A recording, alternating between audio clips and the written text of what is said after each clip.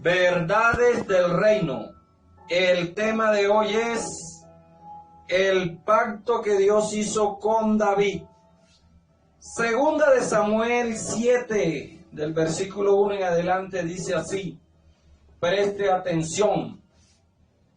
Aconteció que cuando ya el rey habitaba en su casa, después que Jehová le había dado reposo de todos sus enemigos en derredor, y dijo el rey al profeta Natán: mira, ahora yo habito en casa de cedro y el arca de Dios está entre cortinas. Natán dijo al rey: anda y haz todo lo que está en tu corazón, porque Jehová está contigo. Aquí vemos la respuesta apresurada de un profeta de Dios. Él ni siquiera había consultado a Jehová.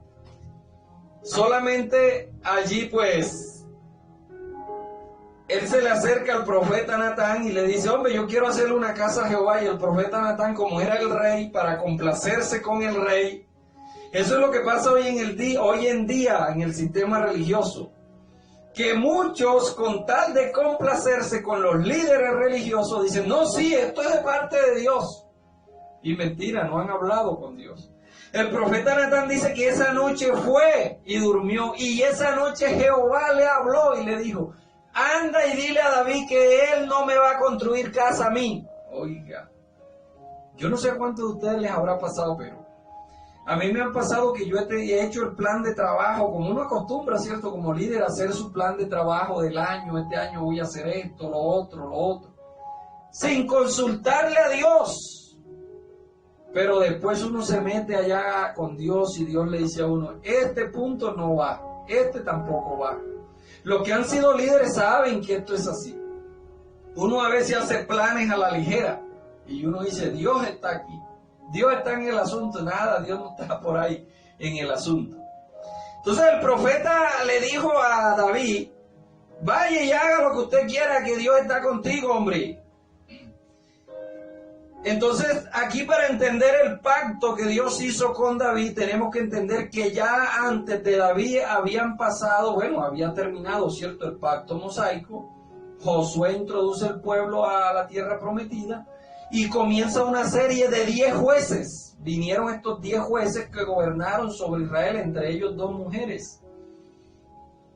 Después vino el primer rey, que fue Saúl, el primer rey de Israel. Yo creo, amado, de todo corazón, yo creo personalmente que Dios le quería dar como primer rey de Israel, Dios le quería dar a David.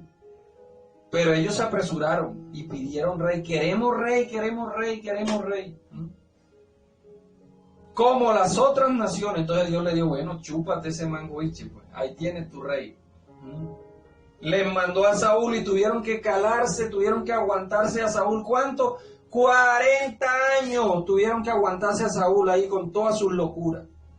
Entonces el canon, recordemos que cuando dimos la introducción a los pactos, dijimos que todo pacto está rodeado de un canon y tiene un núcleo que es el que compone el pacto. El canon que rodea, en este caso, al pacto davídico es 1 y 2 de Samuel, 1 y 2 de Crónica, 1 y 2 de Reyes, Cantar de los Cantares, Proverbio, Eclesiastés y algunos de los salmos, porque no todos los salmos son de David. Nosotros a veces creemos que todos los salmos son de David y resulta que no. David solamente tiene 82 salmos que han sido reconocidos como él, como el autor. Saico y Asimpro tiene que pagarle derecho de autor a David por esos salmos que él compuso, los registró con derecho de autor y todo. Los demás nosotros podemos encontrar que hay 12 salmos de Moisés, 12 de Asaf, 11 de Coré, de los hijos de Coré, ¿se acuerdan? 2 de Salomón, y hay 31 salmos que no tienen autor. Usted, si quiere, puede decir que usted fue el que lo compuso. No tienen autor. Entonces, sin embargo, estos salmos forman parte también del canon bíblico del pacto davídico. ¿Por qué? Porque fueron compuestos en la misma historia. Ahí vamos a encontrar los salmos mesiánicos, los salmos jalé, los salmos graduales. Bueno, después veremos una enseñanza completa sobre los salmos. ¿Cuáles eran los salmos jalé? Que estos salmos jalé, nuestro Señor Jesucristo cantó estos salmos jalé. Los salmos graduales, bueno, y ya después lo veremos más a profundidad. La primera cosa que David se propuso en su corazón, después que retomó el poder y todo, fue traer el arca de Dios a la casa, a Jerusalén. Eso fue lo primero. David era un hombre que él amaba la gloria de Dios. Y él no quería tener el arca del pacto por allá como pata de conejo rodando por la tierra de los filisteos. Había durado 40 años el arca rondando, desde que entraron y la robaron. Entonces cuando David ya Dios le había dado paz de todos sus enemigos, él dice, yo debo de traer el arca. Y bueno, ya ustedes conocen todo lo que pasó. En YouTube tenemos un mensaje allí en nuestro canal de YouTube, Verdades del Reino. Allí tenemos un video con este tema que se titula Ministros sin Gloria. Allí usted lo puede ver en YouTube. Entonces, él lo primero que tiene que traer es el arca, ¿cierto? Pero para traer el arca, él quería hacerle una casa a Jehová. Entonces mira ahí en el 7:2 dice, y dijo el profeta Natán, mira que yo habito en casa. La idea era buena, solamente que David estaba fuera de tiempo, estaba en el lugar equivocado, pues la casita roja de la vivienda. Estaba en el lugar equivocado David. Él no era el que iba a construir la casa. Es que David tenía una cosmovisión más amplia que los demás profetas. David quiso ejercer el sacerdocio de rey, David quiso ejercer el oficio de rey y sacerdote. Porque recuerde que cuando venía trayendo el arca, él se puso la ropa del sacerdote, ¿cierto? El efod. Pero el único que podía ejercer rey y sacerdote era Jesucristo. David se había adelantado un poquito. Y David quiso construirle el arca, también se adelantó. David tenía una cosmovisión grande del plan que Dios tenía para la humanidad. Tal vez por eso dice que él tenía un corazón conforme al de Dios. Porque tenía una cosmovisión muy amplia. Y por eso se ganó muchos enemigos. Porque hay personas que cuando ven que otra persona tiene una mayor visión, o tiene una mayor claridad, o tiene mayor revelación, o está más iluminado que el otro, claro, le cae mal a todos. Dicen, tú esto, lo otro. Pero bueno, ¿y qué culpa si Dios le quiere dar esa cosmovisión? Si Dios le quiere dar ese entendimiento, ¿cierto? Entonces, él dijo, bueno, vaya y haga pues. Y yo quiero leer aquí el 12, dice, lo que Jehová le está diciendo a David, ya después de haber hablado con el profeta, que el profeta había dicho. Jehová le dice esto, cuando tus días se han cumplido y duermas con tu padre, yo levantaré después de ti a uno de tu linaje, el cual procederá de tus entrañas y afirmaré su reino. Oiga, ¿y quién será ese? ¿Será Salomón? Tampoco era Salomón. Ese que iba a venir de las entrañas de David, ya todos sabemos que es Jesús, el Mesías. Pero ¿cómo así? Si Jesús no viene de la tribu de David, porque Jesús nació fue del Espíritu Santo. Bueno, el año que viene le vamos a dar esa enseñanza. Vamos a demostrar por la Biblia por qué Jesús es descendiente de David.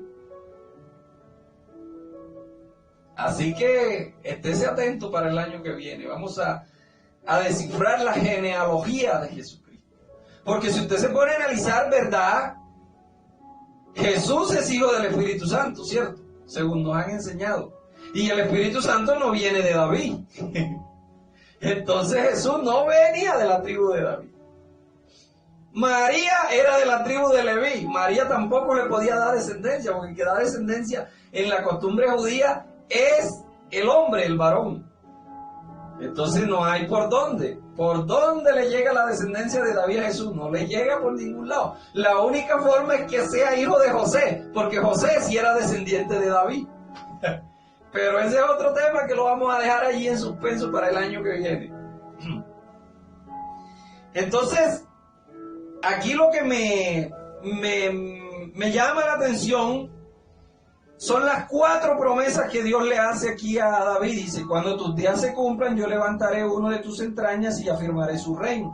Él edificará casa a mi nombre. Oiga, entonces era Salomón, porque Salomón fue el que edificó casa. No, aquí no se está hablando de la casa material que fue destruida en el año 70. Aquí se está hablando de otra casa. Dice, edificará casa en mi nombre y yo afirmaré su trono para siempre y su reino. Y yo le seré a él como padre y él me será a mí como hijo. Y si hiciere lo malo, yo le castigaré con vara de hombre o con azote de hijo de hombre. Pero mi misericordia no se apartará de él como la aparté de Saúl, al cual quité delante de ti. Y será afirmada tu casa, tu reino para siempre delante de tu rostro, y tu trono será establecido eternamente. Oiga, eternamente era que se iba a afirmar el trono, eternamente. Y el trono de Salomón no fue eterno, el trono de Salomón se acabó en el año 70. Hasta ahí llegó el reinado. Ese fue el fin del mundo del que habló el Señor cuando dijo, el fin del mundo viene y será predicado y entonces vendrá el fin. ¿El fin de qué? El fin del imperio judío, del reino judío, del mundo judío, como usted lo quiera llamar. Entonces, David habla y dice, Señor, no es, o sea, me parece tan grande lo que tú has hecho, que no solamente has profetizado para mí, sino para toda la humanidad y para la descendencia después de mí. Tremenda promesa que el Señor le hace, ¿cierto? Después vamos a analizar estas 4 promesas, cómo se cumplieron en Jesús. El núcleo de ese pacto, usted lo puede encontrar en el Salmo 89. Léase todo el Salmo 89 para que usted vea. Ahí va a encontrar el núcleo de ese pacto que Dios hizo con David. 89:2, porque dije, para siempre será edificada misericordia, en los cielos mismos afirmará tu verdad. E hice pacto con mi escogido. ¿Quién fue el escogido? David. Juré a David mi siervo diciendo, para siempre confirmaré tu descendencia y edificaré tu trono por todas las generaciones. Tremenda esa promesa, ¿cierto? De generación en generación. Bueno, este Salmo 89 lo escribió Etán, no lo escribió David. Yo me imagino que Etán, que fue uno de los... Etán, el nombre Etán quiere decir hombre duro, ¿cierto? Y era uno de los 3 videntes que acompañó a David durante todo su peregrinaje. Entonces Etán aquí iba escribiendo lo que David le iba dictando, pues. Entonces ahí nosotros vemos las 4 promesas que Dios le hace a David. Engrandeceré tu nombre, yo le seré a él por padre y él me será por hijo. Te construiré una casa y tu reino y tu trono no tendrá fin. Oiga, 4 promesas que Dios le hace a David. Pero estas promesas no se cumplieron en David estando él en vida. Estas promesas se cumplieron en Cristo, porque Cristo era ese descendiente que iba a firmar el trono de David para siempre. Esto lo vamos a ver más adelante, cómo fue que Cristo afirmó el reino. Dice que el reino no tendrá fin. Y él no le exige nada a cambio a David. Él no le dice, yo te prometo esto y esto, pero si tú me eres fiel, no. Él le dice, yo te voy a prometer esto y esto porque yo soy soberano y te lo quiero dar. Un pacto de concesión, como el que hizo con Abraham, ¿cierto? Como el que hizo con Noé. Te voy a dar todo sin nada a cambio, no te voy a exigir nada. A diferencia del pacto mosaico que sí le dijo, Si prestares atención a Jehová tu Dios y guardares todos tus mandamientos, bendito serás en la ciudad, bendito en el... Pero si no guardares sus mandamientos, maldito serás en la ciudad y maldito en el... ¿Se da cuenta la diferencia de los dos pactos? Un pacto de vasallaje y un pacto de concesión. Hay mucha diferencia en esos pactos. Según de Samuel 7:9, mire lo que dice: he estado contigo todo cuanto me has andado delante de ti, y he destruido a todos tus enemigos, y te he dado nombre grande. Oye, engrandeceré tu nombre, como el nombre de los grandes que hay en la tierra. Tremendo, ¿cierto? Dios le dio un nombre grande. Esta fue una de las promesas que él le había hecho a Abraham: engrandeceré tu nombre, o sea, serás conocido, tu descendencia será grande. Por eso se llaman los hijos de Abraham, ¿cierto? Los judíos. Y el 7:14 dice: yo le seré a él por padre y él me será por hijo. Otra de las 4 promesas. Y dice que el trono será para siempre. Oiga, los futuristas están esperando que el trono venga por 1000 años nada más, y después yo no sé qué irá a pasar.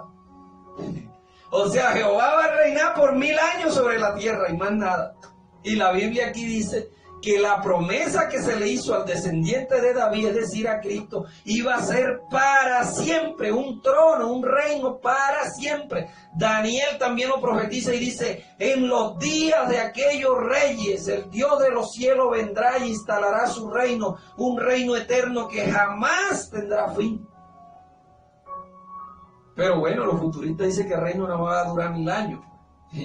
Yo no sé a quién se lo irá a entregar. La promesa era que se sentaría Cristo, ¿cierto? Y vino Cristo a cumplir esa promesa. Cristo mismo vino a cumplir esa promesa. Vamos a leerlo allá en Gálatas 3 para que usted se dé cuenta. Gálatas 3:16 dice: ahora bien, a Abraham fueron hechas las promesas, y a su simiente. No dice y a las simientes, como si hablase de muchos, sino como de uno. Y a tu simiente, la cual es ¿quién? Cristo. Cristo es la simiente de David, el cual iba a firmar el trono para siempre. No era Melquisedec.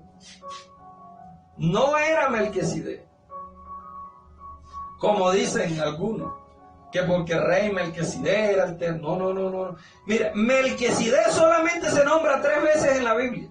Se nombra en el contexto de David y en el contexto de Abraham, más nada. Se nombra en Génesis 14:18, en el Salmo 110:4 y en Hebreos 5:6. Que por cierto, el Salmo 110 es el pasaje más nombrado en el Nuevo Testamento. El Salmo 110. Ese pasaje es el que más se cita en el Nuevo Testamento. Se cita 30 veces el Salmo 110. Porque allí estaban contenidas todas las promesas que Cristo iba a cumplir. Es que en Cristo se cumple todo el Antiguo Testamento. Todo el Antiguo Testamento se cumple en Cristo. Y el Nuevo se cumple en Cristo hasta cierta parte. Después que Él sube a los cielos y regresa en juicio en el año 70 sobre Jerusalén en una nube, como ya lo hemos visto, hay testimonios históricos, la arqueología, la misma Biblia lo confirma, que Él iba a regresar en esa generación cuando alguno de sus discípulos aún estuviera vivo. Es decir, cuando Él regresó en gloria en el año 70, todavía Santiago el Sadí estaba vivo y Juan estaba vivo. Porque Él le dijo en San Mateo 16:28 a algunos de ustedes, de los que están aquí, hablándole a los 12, no verá muerte hasta que me vean a mí venir en gloria. Bueno, pero ese es otro tema. Eso lo vamos a dejar para cuando demos la enseñanza. La segunda venida de Cristo en gloria ya ocurrió. Así se va a titular la enseñanza. Entonces aquí avanzamos. Por eso usted ve que después que David muere, ¿qué sucede? Usted siempre va a leer en la Biblia la restauración de la casa de David. Siempre usted va a leer eso en la Biblia. La restauración de la casa de David. Le voy a dar algunos pasajes para que usted los lea ya cuando esté con calma. Isaías 9 habla de la restauración de la casa de David. Isaías 11, Isaías 55, Jeremías 3, Jeremías 23, Ezequiel 34, Ezequiel 37, Miqueas 5, Amós 5, 9. Hablan de la restauración de la casa de David. O sea, restaurar el reino de David, que los otros imperios lo habían sacudido por años y años. Ya lo vimos el sábado pasado en la enseñanza, ¿cierto? De la estatua de Nabucodonosor. La frente o la cabeza de oro, el pecho de plata, y bueno, esos materiales que aparecen ahí representan los 4 reinos que se encargaron de destruir la casa de David, o el reino de David. Y por eso la pregunta allá en el libro de los Hechos, por eso los apóstoles le preguntan. Y le preguntaron diciendo, Señor, ¿restaurarás el reino de Israel en este tiempo? ¿Cuál reino? El reino de David, que se había corrompido, pues, y había sido arrasado por los demás reinos, de los reinos paganos. Porque estos 4 imperios, ya yo lo dejé bien claro, representan los 4 insectos que comieron el trigo.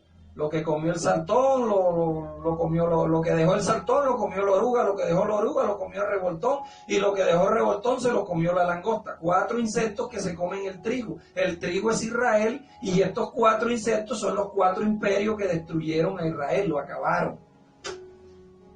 Hasta que vino Cristo, que fue la piedrecita que tumbó la estatua y estableció su reino para siempre. Por eso dijo, el reino está entre vosotros.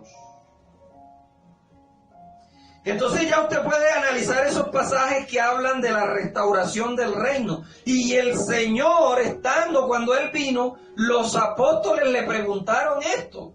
Señor, ¿restaurarás el reino en esta época? O sea, restaurarás la casa de David, el reino de David, lo vas a restaurar. Porque ellos creían en un reino material, pero resulta que el Señor les había dicho, mi reino no es de este mundo, el reino de Dios no consiste en comida ni en bebida, ni en cosas materiales. El reino de Dios es espiritual. El reino de Dios es espiritual, pero hay mucha gente que lo quiere ver con sus ojos físicos y quieren ver una nueva Jerusalén así como un platillo volador que va a descender del cielo y va a aterrizar ahí. Yo no sé dónde irá, tendrán que hacer un aeropuerto allá en Israel. Si están los musulmanes ahí, cuando vean esa nueva Jerusalén la levantan con los cohetes esos que ellos tienen, les sueltan bombas nucleares y de todo. Por favor, no seamos tan ignorantes. No repitamos tanta ignorancia que el sistema religioso nos ha metido en la mente. Jamás va a bajar literalmente una nueva Jerusalén. Jamás. La nueva Jerusalén la conformamos nosotros, la iglesia de Cristo. Nosotros somos la nueva Jerusalén. Y en medio de esa nueva Jerusalén corre un río de agua viva que es la palabra de Dios. Y en medio de esa Jerusalén ahí hay un trono que es tu corazón y mi corazón. Y en ese trono está Dios sentado. Ya Él bajó y tabernaculó con el hombre. Dejemos tanta fantasía, tanta película de Hollywood que hemos visto, por favor. El reino de Dios es espiritual.